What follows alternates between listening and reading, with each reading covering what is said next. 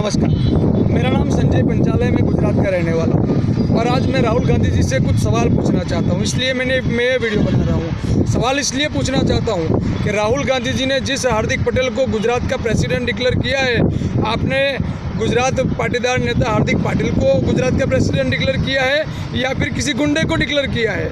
मैं इसलिए ये कहना चाहता हूँ कि 2 दिन पहले बड़ौदा की जनता के लिए गुजरात से मैंने एक हार्दिक पटेल को बड़ौदा में एंट्री ना मिले, ऐसा मैंने कलेक्टर सी और सीपी साहब को आवेदन पत्र दिया था, क्योंकि बड़ौदा के अंदर कोरोना महामारी फैली हुई है। दूसरी बात, वह 144 का बंगना हो। तीसरी बात, जिस आदमी के ऊपर राजद्रोह जैसे गुने दाखिल है, जिस आदमी के ऊपर इतनी सारी फरियाद दाखिल है, जिसने 2015 में गुजरात कांग्रेस से मिलके पाटीदार आंदोलन करवा के 14 लोगों की हत्या करवा दी, ऐसे आदमी के को आपने गुजरात का प्रेसिडेंट दिया है। अगर वो बड़ौदा में आता तो जो हमारे संजय नगर के लोग थे जो अपने न्याय के लिए लड़ रहे, वो उनको उकसा के बड़ौदा का वातावरण तंग ना करे, इसीलिए मैंने उनका बड़ौदा में नो एंट्री के लिए विरोध किया था। उसके बाद मैंने वो जहाँ काशी विश्वनाथ महादेव मंदिर पहुँचे, मैंने उनका लोकशाही है, मैंने उनका काला पट्टा दिखा के विरोध किया। विरोध करवाने पर सर जी उन्होंने उनके बॉडीगार्डों द्वारा और कांग्रेस के कार्यकर्ताओं द्वारा मेरे ऊपर जीवलेन हमला करवाया। तो मैं आपसे ये पूछना चाहता हूँ राहुल गांधी जी कि जब गुजरात के अंदर 2017 के चुनाव थे, 2017 के चुनाव में केवड़िया के अंदर गुजरात राज्य के मुख्यमंत्री श्री विजय रूपाणी साहब की सभा चल रही थी। उस वक्त एक महिला ने उनके सभा में विरोध किया था, पुलिस उनको पकड़ के ले गई थी। तब आपने ट्वीट किया था कि इस लेडीज़ के साथ में अन्याय हुआ है। तो राहुल गांधी जी, दूसरी बात, जब गुजरात के अंदर किसान मोर्चा के आपके जो अध्यक्ष है, किसान मोर्चा के जो आपके अध्यक्ष है, उनका नाम पालड़िया जी ऐसा कुछ है, जिनका पुलिस के सामने मुठभेड़ हुई थी और आपने और अपनी कांग्रेस ने आरोप लगाया था कि पुलिस ने उनको मारा है। मैं तब आपकी पूरी कांग्रेस लोकशाही का हनन हो गया, गुजरात में भाजपा सरकार में गुंडा राज है, ऐसा सब बोल रही थी। तो साहब जी, मैं आपसे ये कहना चाहता हूँ, जब आपकी कांग्रेस के प्रेसिडेंट ने एक ओबीसी समाज के लड़के के ऊपर अत्याचार करवाया, हमला करवाया, तब आप अमित भाई चावड़ा साहब और परेश दानानी जी क्यों चुप है? आज लोकशाही का हनन नहीं हुआ है?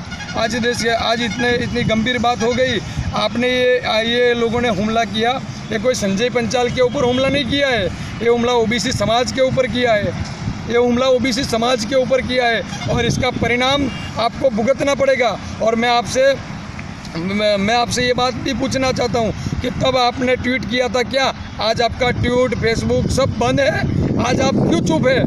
आप मुझे जवाब दीजिए, मेरे ये प्रश्नों का जवाब दीजिए। और मैं आपको एक नई बात बता रहा हूँ सर जी, कि ये कोई नई बात नहीं है कि मेरे ऊपर पहली बार हमला हुआ है। सर जी, 2014 से लेकर 2019 तक गुजरात के बड़ौदा जिला में कांग्रेस की जिला पंचायत थी। कांग्रेस के जिला पंचायत के अंदर एक बहन गर्भपात की गैरकायदेसर हॉस्पिटल चला रही थी, जो आपके मुबारक भाई है वडोदरा जिला के उप प्रमुख, उनके सपोर्ट से। उसके बाद उन्होंने मेरे ऊपर 9 बार गंभीर से गंभीर हमले किए, 9 बार मेरी वाइफ को पेट में प्रेगनेंसी में लात मारी गई, मेरी वाइफ को सिर में तलवार मारी गई, ऐसी सब पुलिस फरियाद दर्ज हो चुकी है। फिर उनको लेके मैंने आपके अमित भाई चावड़ा साहब और परेश दानानी जी को लिखित में आवेदन पत्र दिए, न्याय के लिए 10-10 बार उनसे मिला।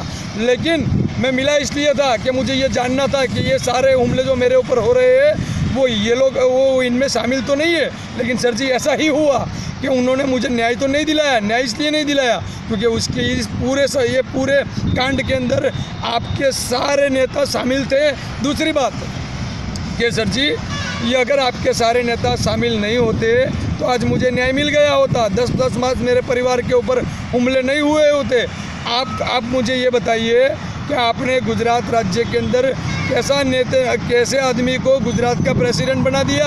आप ये गुजरात को क्या मैसेज देना चाहते हैं? आप गुजरात को ये मैसेज देना चाहते हैं कि अगर 2022 के इलेक्शन में आप हमें वोट नहीं करेंगे, 2024 के इलेक्शन में या जिला पंचायत के इलेक्शन में आप वोट नहीं करेंगे, तो हम गुजरात के अंदर ऐसे आदमी को सुकान दे रहे हैं कि वो आपके ऊपर हमला करवाएगा, आपका परिवार के ऊपर हमला कराएगा। साहब, ये लोकशाही है। आज मेरे ऊपर हमला हुआ तो क्या लोकशाही का हनन नहीं हुआ है? मैं आपसे न्याय मांगता हूँ राहुल गांधी जी, आप मुझसे बताइए, कैसे भी करके आपके लोगों ने ये मुझे हमला किया है, आपके अमित चावड़ा हो, परेश दानानी हो, पूरी गुजरात हो, या आप खुद क्यों चुप है? मेरे ये मुख्य सवाल है। दूसरी बात मैं कहना चाहता हूँ कि जो हॉस्पिटल 2014 से 2019 तक कांग्रेस के सपोर्ट से चल रही थी, वो आज गुजरात की बड़ौदा जिला पंचायत परिवर्तन होने के कारण आज उनके ऊपर तालुका हेल्थ ऑफिसर है जो छानी के अंदर, उन्होंने पुलिस फरियाद दाखिल करवाई है। उन्होंने पुलिस फरियाद देने के लिए अर्जी की है और नंदेश्वरी पुलिस उसके अंदर तपास कर रही है। थोड़े ही समय में 2-4 दिनों में उसके ऊपर पुलिस फरियाद हो जाएगी।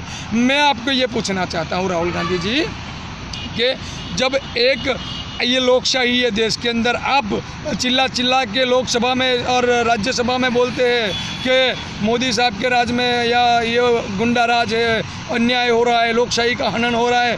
साहब जी, आज पूरी कांग्रेस क्यों चुप है?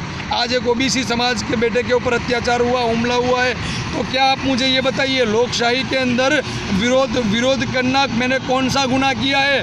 मैं आपको एक स्पष्ट मैसेज देना चाहता हूँ। आप अपने कांग्रेस के बड़े बड़े जो नेता आपने नियुक्त किए उनको बोल दीजिए कि मैं पब्लिक के लिए, बड़ौदा की जनता के लिए 10 बार मार खाने के लिए तैयार हूँ और मेरा पूरा मेरी ज़िंदगी जब तक मेरे पास है मैं लोगों के लिए लड़ता रहूँगा और लड़ूंगा।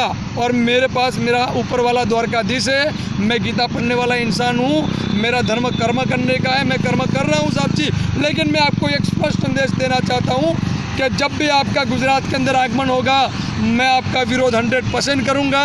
मैं जो गुजरात के प्रेसिडेंट है अमित भाई चावड़ा, हार्दिक पटेल, परेश भाई दानानी, मुझे जिन लोगों ने मेरे परिवार और मेरे ऊपर हमला करवाया, मैं सबका विरोध करूंगा। दूसरी बात, मैं गुजरात की जनता और भारत देश के लोगों से कहना चाहता हूं कि ये गुजरात के अंदर मुझे 10 साल से मैं खुद सोच रहा था कि 10 साल से मेरे पास ऐसे विचार आ रहे थे कि गुजरात के अंदर 30 साल से सरकार कांग्रेस की क्यों नहीं आती है। लेकिन मैं आज गुजरात की जनता को सलाम करता हूँ। सलाम इसलिए करता हूँ कि गुजरात की जनता इतनी होशियार है कि कभी कांग्रेस को सत्ता नहीं दी, कांग्रेस का सीएम नहीं बनाया। क्यों नहीं बनाया? उसका रीज़न एक आज मुझे पता चल रहा है कि अगर कांग्रेस गुजरात में सत्ता पर होती तो गुजरात में हर दिन कर्फ्यू लग जाता, हर दिन तूफान होते रहे, हर दिन बुटलेकर बड़े बड़े गुंडे पैदा होते रहते। लेकिन जब से 30 साल से गुजरात के अंदर भारतीय जनता पार्टी की सरकार बनी है, तब से ना ही कोई बड़ा आतंकवाद, ना ही बड़ा कोई गुंडा पैदा हुआ है, ना ही कहीं गुजरात में कर्फ्यू लगता है। लेकिन आप लोग ये वातावरण तंग बनाने के लिए 100% प्रयत्न करते हैं। मेरा ये भारत देश के लोगों से विनती है कि कांग्रेस के बहकावे में ना आए। आपको अगर न्याय नहीं मिल रहा है कोई जगह पे तो आप कोर्ट का दरवाज़ा खटखटाएं। आप किसी कांग्रेस के ऐसे नेता के बहकावे में ना आए जो देश के अंदर अशांति फैलाने का प्रयत्न करता है। जय हिंद, जय भारत।